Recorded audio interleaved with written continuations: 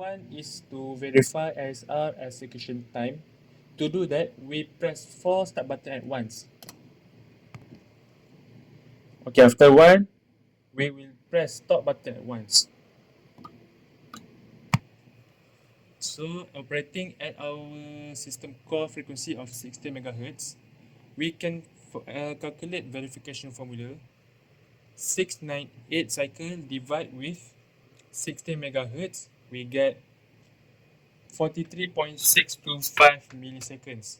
So that shows that our DOA1 is confirmed. For our second experiment, we measure the time it takes for a signal to travel between our boards.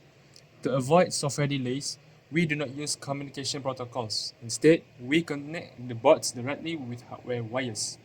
As you can see in the coding, it uses a single line of codes to send a direct 3.3 volt to the wire, which is held GPIO right pin. Okay, this electrical signal travels through the copper wire to the main board instantly.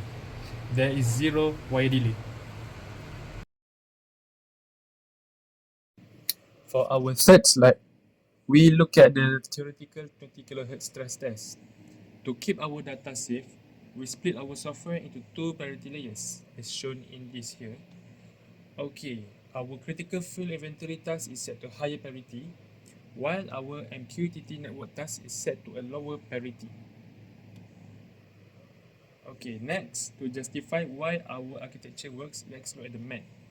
If 4 industrial pumps fire at 20 kHz concurrently, the board would receive a pulse every 12.5 microseconds. Since our measured ISR takes exactly 44 microseconds to clear, a 20 kHz flight would demand 3.52 seconds of calculation, causing a 352% CPU overload. However, in our actual physical setup, the pulses are generated by manual button clicks, separated by milliseconds.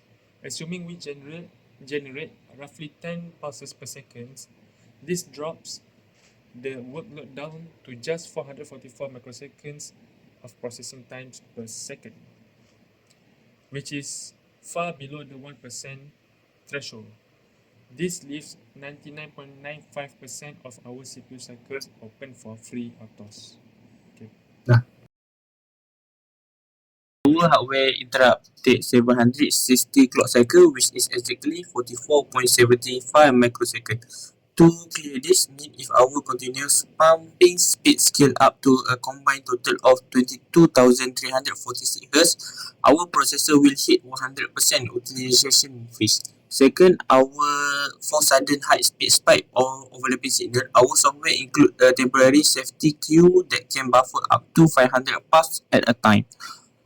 This safely absorbs massive rapid bursts, but if a sudden blast goes over 500 before the processor can clear, then the extra data will be dropped.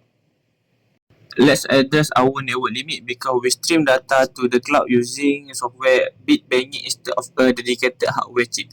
The CPU must actually lock up for 52.62 milliseconds to send each 46-character JSON message. This creates a hard bottleneck, capping our maximum cloud refresh rate at 90 updates per second.